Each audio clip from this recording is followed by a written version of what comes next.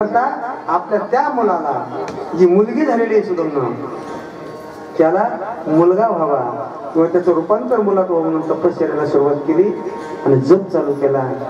ओम नमो नारायणा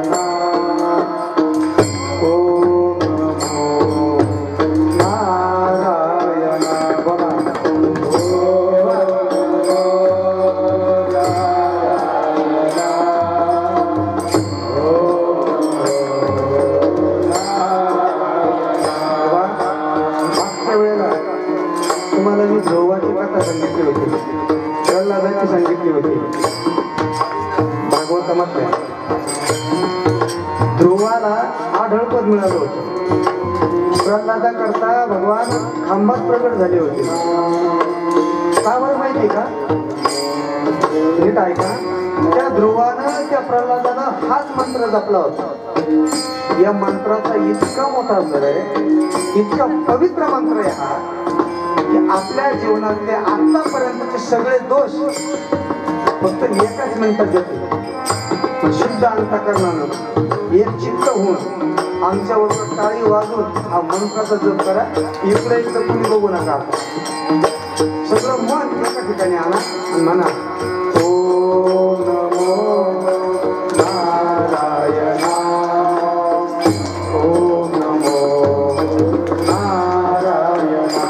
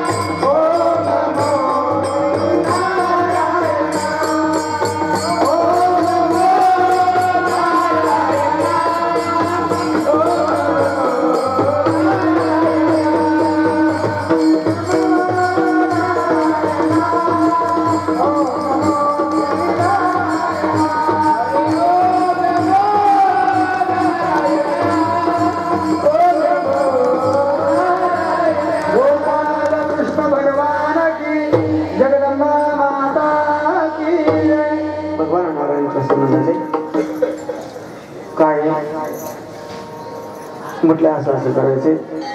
शेवटी म्हटलं बाबा तुमच्या कृपेनं तुमचा तपानच ते करता येईल. पण एक वरदान दिलं की 1 महिना स्त्री राहते आणि 1 महिना पुरुष राहते. आणि मग राज्यकारभार करू लागले. 1 महिना बघ जोपर्यंत पुरुष आहे तोपर्यंत राज्याचा कारभार करायचा. स्त्री पण आलं की मग आपल्या खोलीतच असायचं. कारण हा महिमा फक्त संतच करू शकतात. कारण नीट लक्षात घ्या, देवाला जे करता येत नाही ते साधू करतात. आत्ताची कथा आहे 800 वर्षापूर्वी.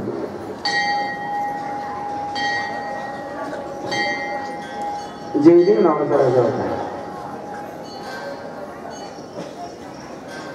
त्याचा विवाह झाला.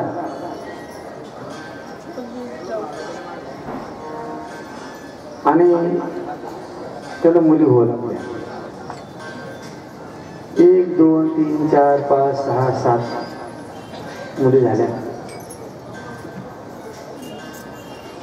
पूर्वीचा काळ असायचा गादीला वारसदार पाहिजे, बरोबर. आता काय त्या वारस बिरस पाहायचं काही काम. आता वारसदार झाला तरी ती सुद्धा अर्धा वाटा घेतल्याशिवाय ते बरं आहे. ते माझ्या मते झालं ते योग्य झालं, चांगली गोष्ट आहे. कारण पुरुषाच्या नावानं ओरडणारे खूप होते. पण मी खरं सांगू का, स्त्रीची वैरी फक्त स्त्रीची आहे. तुम्हाला वाईट वाटत नाही याचं नाव. मुलीला आता इथं सुद्धा लिहिलेलं आहे, कुचलू नका हो या कळ्यांना, कोंबडू द्या हो या फुलांना, मुलीला जन्माला घातलं पाहिजे. मला सांगा, मुलगी जन्माला येणार आहे ती कोणाच्या उदरी येते? कुठेतरी ती एक मुलगीच होती, ती नंतर आई झाली आणि तिच्याच मोठी जन्माला येणार आहे ना. मला सांगा, आमच्यासारख्या नास्तिक लोकांनी किती जरी सांगितलं तर एका मुलीनं दुसऱ्या मुलीला जन्माला घालण्याला विरोध करावा का? चूक कोणाची? झाल्यानं का बोलतो जगदंबा माता. आणि या गोष्टी कधीच करायच्या नाही बरं. जाऊ द्या, घडलं असेल ते मागे झाले पाहू नका, पुढे आहे जाणीव तो का. कारण ज्यांच्या जीवनामध्ये असा प्रसंग घडला असेल त्यांना तुम्हाला हात जोडून विनंती, कदाचित घडला असेल तर एखादा गर्भपात घडला असेल, गर्भपात घडून आणला असेल, त्यांनी आयुष्यामध्ये जोपर्यंत मृत्यू येत नाही तोपर्यंत एकदा तरी देवी महात्म्याचे 7 पारायण करा. घडला असेल तर बरं का, किती पारायण करा? देवी महात्म्याचे 7 पारायण करा, नाहीतर भागवताचं 1 वेळेला वाचन करा. कदाचित तुम्ही त्या दोषातून मुक्त व्हाल. पण एवढं माहीत असून जर केलं ना तर माझ्या जगदंबेची शपथ घेऊन तुम्हाला ग्रंथाचे सत्य सांगतो, पुढचे 7 जन्म तुम्हाला निपुत्रित राहावं लागेल, पुरुष असू द्या ते स्त्री असू द्या. कारण जीवनामध्ये भ्रूण हत्या ही सगळ्यात वाईट हत्या सांगितली. चला पुढे. त्याला 7 मुली झाल्या. दुःख वाटू लागलं, गादीला वारस पाहिजे, पण आपल्या पत्नीला त्याने जमत दिला. आता जर तुला मुलगा झाला नाही तर मी जन्माला येणाऱ्या मुलीसह तुझं वध करीन.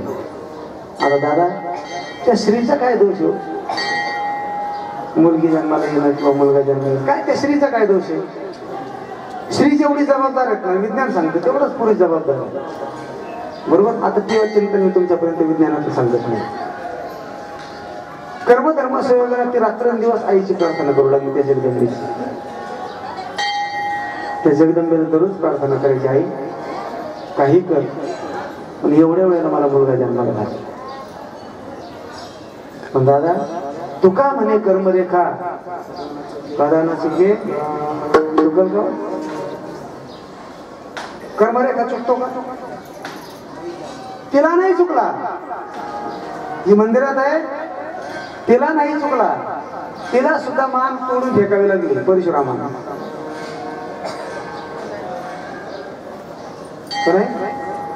चूक झाली ना, भोगायचीच. जमदग्नी ऋषींनी नित्य नेमानं सकाळी उठले की ब्रह्ममुहूर्तावरती पूजेला बसावं आणि आमच्या रेणुका मातेनं पाणी आणण्याकरता जावं. पाणी कसं आणायचं? कमंडलून का? कशात पाणी आणायचं? पदरामध्ये. आणि त्या पाण्याला देवपूजा करायची, फुलं आणायची.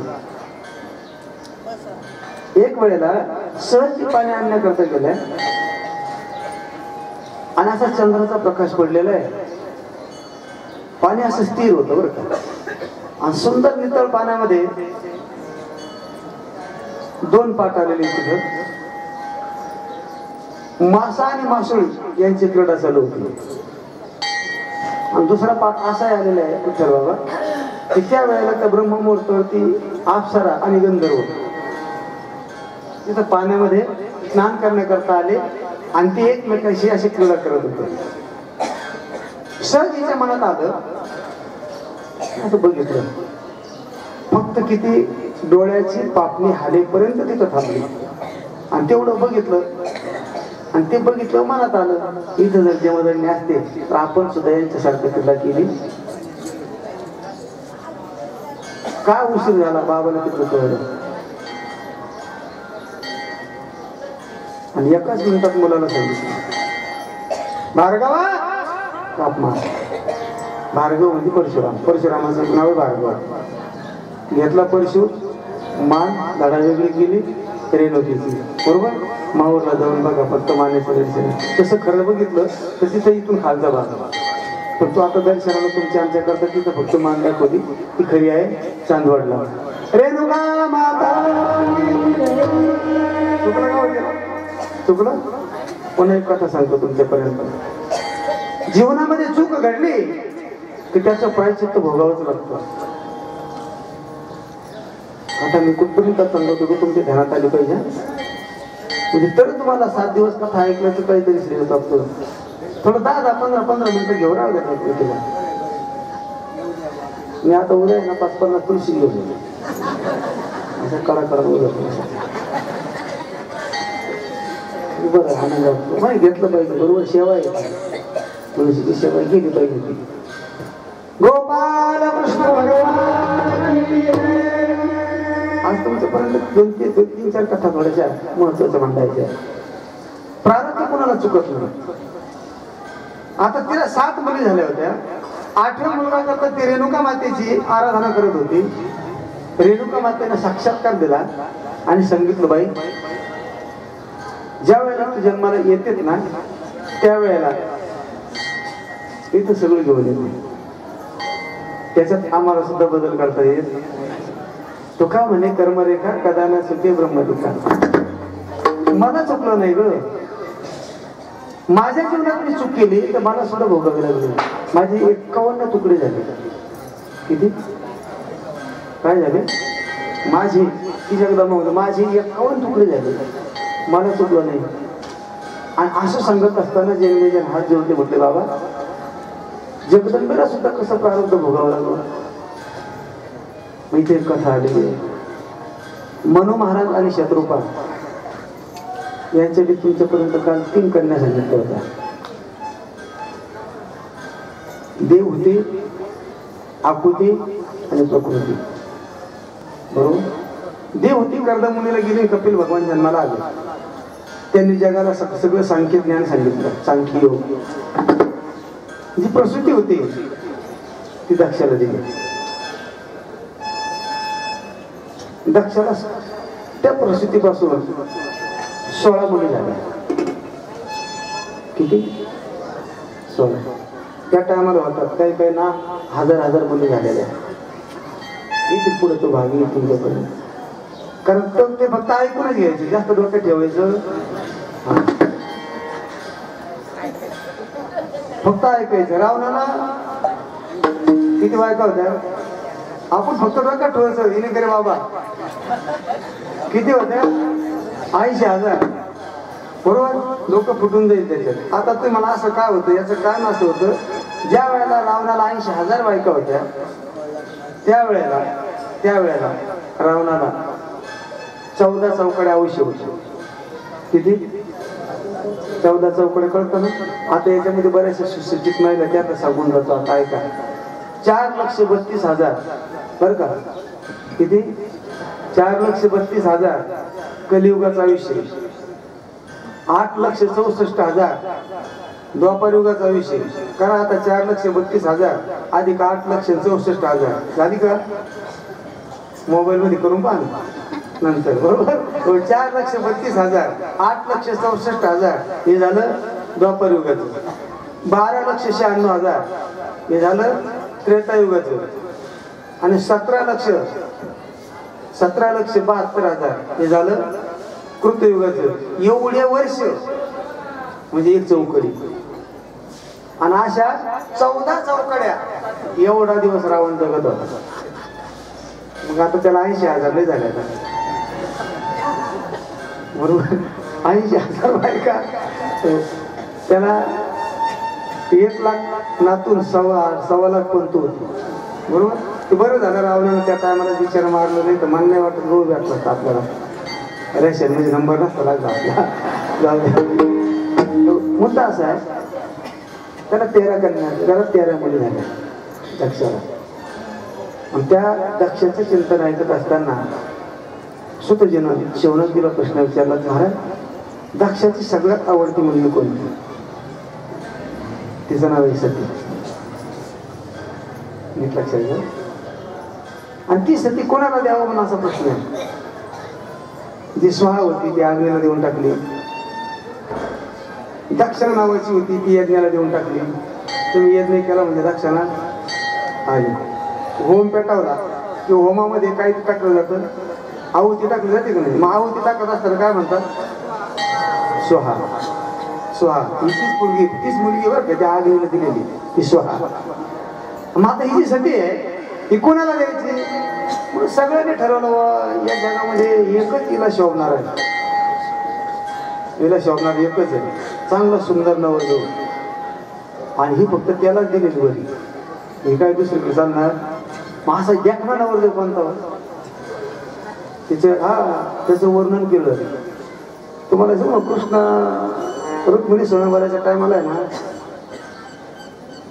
आता गोड चिंतने भजन करायचं.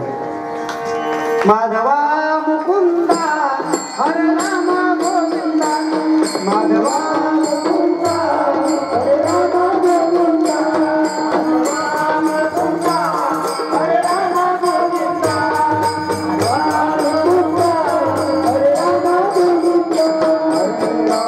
मुकुंदा हरे रामा गोविंदा, हरे रामा गोविंदा, हरे रामा गोविंदा, हरे रामा गोविंदा.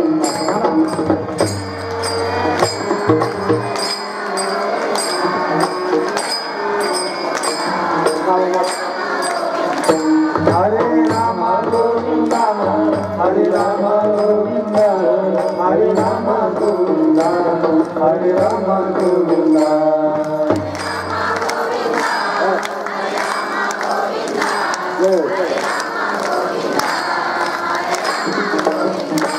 माधवा मुकुंदा हरे रामा गोविंदा, माधवा मुकुंदा हरे रामा गोविंदा, माधवा मुकुंदा हरे रामा गोविंदा, माधवा मुकुंदा हरे रामा गोविंदा. आणि सांगू लागले किंवा एक रुक्मिणी नावाची मुलगी आहे, तिचा विवाह भगवंताशी करायचा आहे. आणि त्याचे ते रुक्मिणीचे वडील होते तिला सांगायला लागले असा मुलगा आहे, रंगानं सावळा आहे, कायम बाशी वाजवतो, दिसायला देख नाही, सगळे सूर्य चंद्र वगैरे त्याच्या पुढे फिकं पडतात. आणि हे जास्त भीतीच्या आळूवर ही बोल गायक होते. कोण? मधली या तिघीमध्ये मधली रुक्मिणी बरं मध्ये जी आहे ती कोण आहे? रुक्मिणी. ती मधली मुलगी ऐकत होती, ती अशी भीतीच्या आळू बरोबर हे सांगत होते त्याचं वर्णन त्या सावळ्या कृष्णाचं. आणि ही ऐकत होती. बस ऐकता ऐकता ऐकता ऐकता ऐकता तिचं मन जगलं आणि तिने तिथंच ठरवून टाकलं करील तर म्हणा ना, करील तर हात करी, नाही तर जीव देऊन टाकेल. जीव द्या. आता ज्या नवीन मुली असतील तर कोणी करा, तुमची इच्छा आहे ना, पण असा काहीतरी असा शोधा की तो शोधल्यानंतर आपल्या आईला आणि बापाला सुद्धा गर्व वाटला पाहिजे. असा शोधा. नाही तर उगाच कसं तरी धरायचं, एखादं जायचं. वाईट अवस्था करू नका. ते कलंक लागतो दादा, कलंक. आणि एक लक्षात घ्या, जीवनामध्ये सगळ्या गोष्टी होईल, पण कलंक हा इतका वाईट आहे, हा जन्मजन्मी जात नाही. वर्णन केलं. क्या है पृथ्वी से भारी, क्या है पानी से पतला. नीट लक्षात घ्या, पृथ्वीपेक्षा जड पाप आहे. पृथ्वीपेक्षा जड पाप आहे. पाण्यापेक्षा पातळ ज्ञान आहे. आणि डोळ्याला लावतो ना आपण काय काजळ, त्या काजळापेक्षा काळा कलंक आहे. जीवनामध्ये कलंक लागेल. आनंदी जीवन जगा, पण कलंकित जीवन नको. चला पुढे. आणि या सतीचा विवाह कोणाबरोबर करायचा आहे म्हणून त्या ठिकाणी काही ऋषीगण आले, देवगण आले. यक्षाच्या दरबारामध्ये त्यांनी सांगितले, बघ सती करता एक नवरदेव आम्ही पाहिला, त्याचं वर्णन सांगा म्हटलं. सांगू का त्याचं वर्णन? गजचर्म व्याघ्रांग, गजचर्म व्याघ्रांग,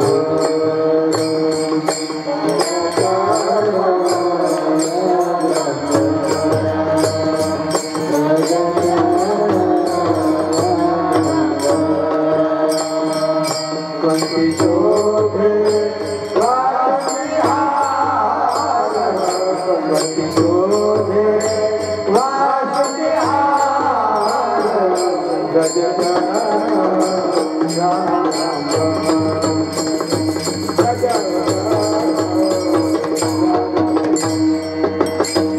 भस्मवती रुंडमाला, हाती त्रिशूळ नेत्री ज्वाला, गजचर्म व्याघ्रांग, कंठी शोभे वासुदेहार. आता मला सांगा, अशा जर नवरदेवाचं वर्णन केलं तर कोण पत्करी लोक त्याचं वर्णन सांगतो. काय करतो तो मुलगा?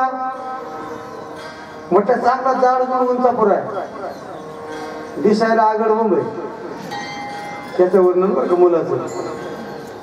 तो दररोज पावडर लावतो, पण त्याची पावडर सीता भस्म आहे. कशाचा भस्म लावतो? सीताच्या. गळ्यामध्ये माळ घातली, पण कशाची? मुंडकेची रुंड माळा, बरोबर. अजून त्याने एक कंठी धारण केली, कंठी. ती बघ, याला म्हणतात माळ, याला म्हणतात माळ, याला म्हणतात कंठी. कंठ्याला काय आहे? वासुकी हार, कंठाला सर्प गुंडळी. गजचर्म, गज म्हणजे हत्ती, हत्तीचं कातडं नेसला आणि वाघाचं कातडं पांघरलं, असा मुलगा आहे बाबा. लक्ष म्हटलं हे कोणतं सोगंद, बरोबर. पण सतीनं मात्र ऐकलं, आणि ऐकल्याबरोबर सती म्हटली बस तरी तर आता काय करते. मुलीचं हात आहे, बापाने दिलं लग्न लावून. आता लग्न लावल्यानंतर एक वेळेला मी काय सांगतो ध्यानात आलं का, तुम्हाला विचारेल मी, नाही तुम्ही आठवून घे, तुम्हाला उत्तर नाही देता आलं. कारण मला असं वाटतं बघ, तुमच्या पार इथपर्यंत जाऊन गोष्टी पाहिजे बघा, तरच मजा आहे, बरोबर. आणि ऐकलं, दिलं लग्न लावून. आता त्या लग्नाचं खूप गोड वर्णन आले. आता ती वराडी आली का, ती वराडी साधी असतील का, बरोबर. आता ज्या वेळेला भगवंताचं रामाचं वराड, त्या टायमाला अयोध्येचे लोक आले. कृष्णाचं वराड होतं, त्या टायमाला सगळे गोपाळ आले. आणि शंकराच्या लग्नाला वराडी काय साधे होते का?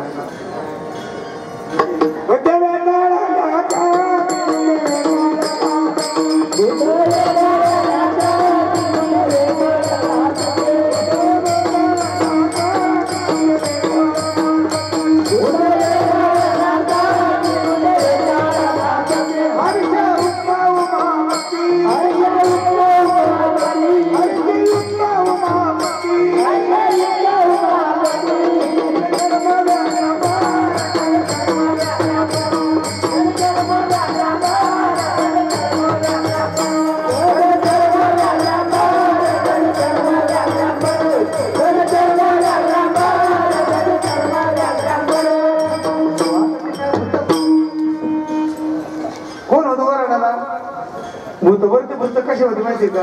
काहीला मुंडकेच नाही,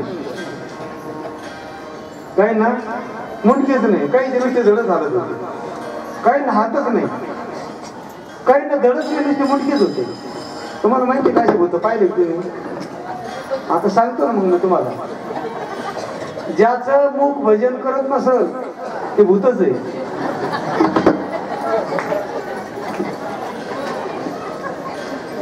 ज्याचं मुख भजन करत नाही ना त्याला काय म्हटलेलं आहे?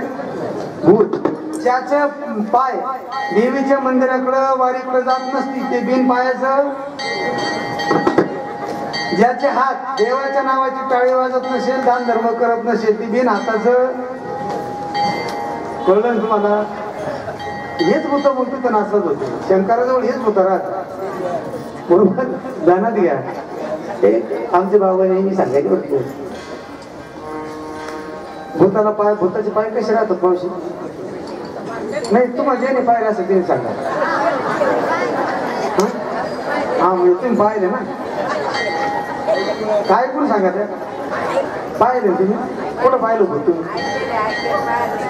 हा हा थांबा ना त्यांना बोलू द्या ना जे मी पाहिलं त्यांना बोलू द्या हा उलटे राहतात ना पाय कुठे भेटलो तुम्हाला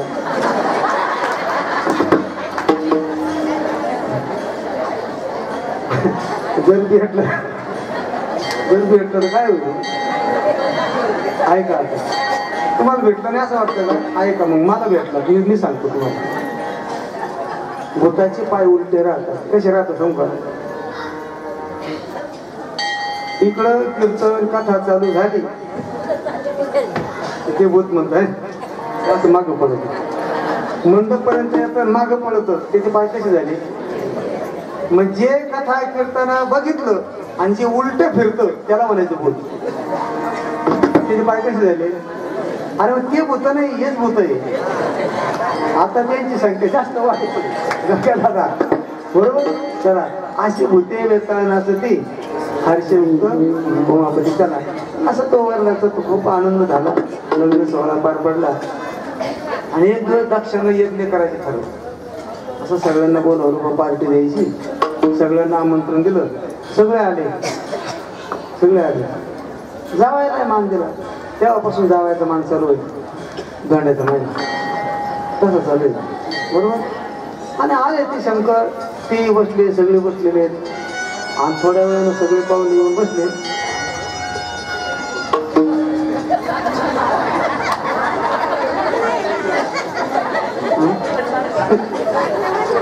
गोपाल कृष्ण आणि तेवढ्यामध्ये दक्ष आला आता दक्ष आल्याच्या नंतर एखादा वरिष्ठ माणूस आला इथं मध्ये एक बाहेर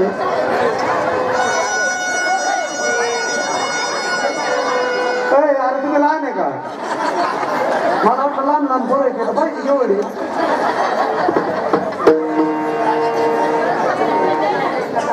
गोपाल कृष्ण मला वाटतं बारके बारके कॉलेज कुमार आणि अशा पद्धतीनुसार त्या ठिकाणी दक्ष आला अशी प्रथा आहे आपल्यापेक्षा वरिष्ठ मनुष्य आला सगळे उठून उभं राहतात शाळेमध्ये आहे बघा जर शिक्षक वर्गामध्ये आले तर सगळे मुलं उठून उभे राहतात आणि काय म्हणतात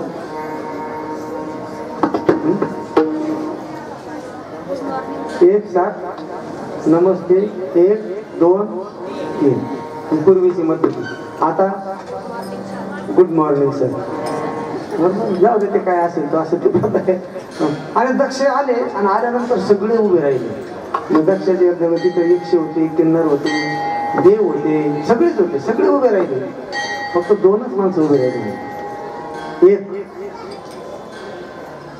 एक विश्वामित्र 2 शंकर आता विश्वामित्र का उभे राहिले नाही ते गुरुच होते त्याने ठरवलं आता आपल्यापेक्षा वडीलधारी म्हातारे उठायचा आता बऱ्याच वेळेला आपण हरिपाठ आहेत काय मला संजीवन समाधी हरिपाठ म्हणायच्या वेळेला म्हणतो मी उभे राहा पण काही म्हातारे बिचारे उठतेच नाही त्यांना काय म्हणायचे त्यांना उठताच येत नाही लवकर आणि उठलं तर बसताच येत नाही चला अशा पद्धतीत पण शंकर का उठले माझा जावई असून उठला नाही म्हणजे याने माझा काय केलं एवढ्या लोकांमध्ये अपमान वाटला आणि दक्षाला राग आला पण दक्षाला हा विचार केला नाही का उठले नाही म्हणून कारण भगवान बोले बाबा कुठेही जरी बसले ना तर बस लक्षाने डोळे बंद असायचे आणि त्यांचं भजन चालायचं श्री राम जय राम जय जय राम श्री राम जय राम जय जय राम श्री राम जय राम जय जय राम श्री राम जय राम जय जय राम श्री राम जय राम जय जय राम श्री राम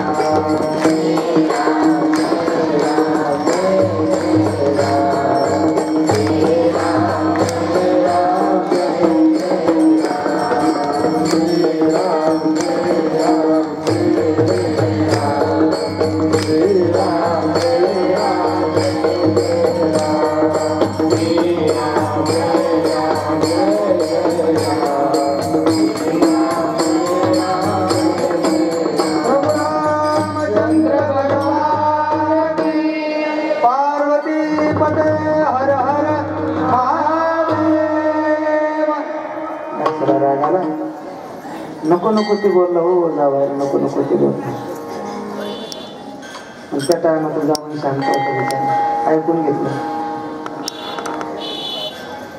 कारण काय उठले नव्हते तर त्यांचं ध्यानच नव्हतं नव काय कोण आलं कोण गेलं कोण सासरा कोण सोयऱ्या कोण धायऱ्या कोण गोंधळ कोण काय नाही त्याचं एकच ठरलेलं देव माझा मी देवा देव माझा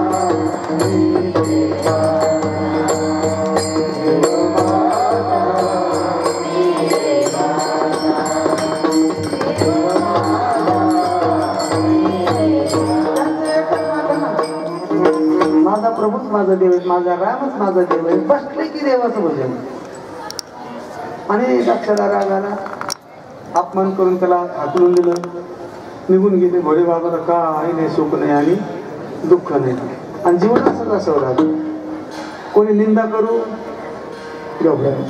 कोणी लय खूप आपलं चांगलं म्हणून चांगलं म्हटल्यानंतर हुरळून जायचं नाही आणि निंदा केल्यावर घाबरायचं ते चालूच राहणार आहे बरोबर आणि ज्याला निंदा आणि स्तुती सारखी वाटते ना त्याचंच कल्याण होतं बरोबर जीवनामध्ये बऱ्याचशा गोष्टी अशा की त्या तपासून बघा उगाच कुठंतरी काहीतरी बोलून जीवन व्यर्थ घालवू कुठंतरी संशय बुद्धीनं बघू जीवनात कुठंतरी तपासा ना हो जीवनाला आणि मग भगवान गेले निघून पण पुढे काय झालं यज्ञानं त्या दक्षानं एक यज्ञ करायला ठरवलं आणि त्या यज्ञामध्ये सगळ्यांना आमंत्रित केलं आणि जावायला काय बोलवलं आणि मग ते यज्ञ मंडपामध्ये सगळी लोकांना आमंत्रित केली सगळे यायला लागले आणि कैलासामध्ये भगवान शिवजी भजन करत बसले आणि पार्वती माता ही आदिशक्ती अंगणामध्ये एक तुळशी लावलेली होती आणि त्या तुळशीला नमस्कार करत होती कारण तुळशीचं खूप महत्व आहे तू पुढे येईल उद्या पर्वाच्या भागामध्ये तुळशीचं महत्व बरोबर त्या तुळशीला नमस्कार करत होते आणि तुळशीला नमस्कार करून प्रदक्षिणा घालत असताना आकाशातून विमानं चालली देवाची आणि त्या पहिलं विमान गेलं ते ब्रह्मदेवाचं ब्रह्मदेवाबरोबर त्या ठिकाणी होती सावित्राई सावित्राईने हाक मारली पार्वती यायचं नाही का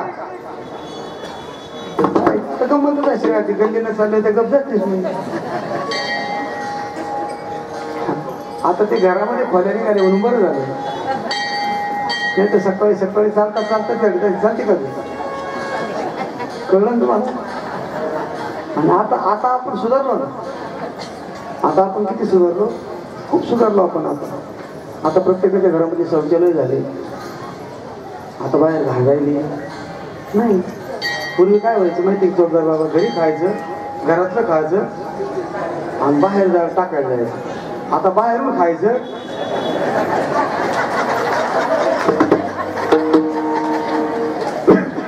गोपाल कृष्ण जग सुधारलं चांगली गोष्ट आहे घरातून खाऊन घ्यायचं लांब जाऊन घालता पाहिजे आता बाहेरून खाऊन यायचं तर पण आनंद आहे त्याच्याशिवाय आरोग्य प्राप्त होते विनोदाचा भाग सोडून त्याची गरज आहे आज पूर्वी खूप वाईट होतं दादा आमच्यासारख्या म्हणजे रात्रीच्या वेळेला सायंकाळच्या वेळेला कीर्तनात जायची वेळ आली तर बघ होत नव्हतं कारण आमचा सायंकाळी कीर्तनात जायचा वेळ म्हटला 6-7 वाजता जायचं आणि आमच्या माता मावल्या शेती दिवसभर शेतीचं कार्यक्रम करायच्या सायंकाळी घरा आला म्हणजे तो एक विधीच असतो शरीराचा. खूप वाईट वाटायचं. आणि त्याला आता पर्याय नाही राहणार खरा. काय हो कसं ते आवाज नाही ना. गोपाल कृष्ण भगवान की आणि पार्वती माता चालल्या, गंधर्व चालले, यक्ष चालले, अप्सरा चालल्या. आणि मग इथं हाक मारले, कुठं चालल्या? अगं म्हटलं तुझ्या बापाच्या तिथं येत नाही, तू गेली नाही का? म्हणत आलं, म्हटलं माझ्या बापाच्या तिथे लक्ष तिथं येत नाही आणि मला माहित नाही. पण तिला कदाचित असं भास झाला असेल, आपले बाबा तर आपल्याला विचारणार, आपल्यावर तर खूप प्रेम करतात, कदाचित फोन बिन केला असेल. पण आपली हे ध्यानावर हे नाही म्हणजे बघ ये आपले ते हे काय ते कधी भजन करत राहतात, फोन आला ध्यानात आहे नसत म्हणून कायम भजन करत राहतात. मग गेली घाई घाई, म्हटलं का काय फोन बिन? भोले बाबा म्हणतात कशाचा फोन? अहो माझ्या वडिलांच्या तिथं मोठा येत नाही म्हणतात. मग काही पत्रिका वगैरे निरोप. म्हटले सती आपल्याला निरोप नाही, आमंत्रण नाही, निरोप सुद्धा नाही. आणि मग ती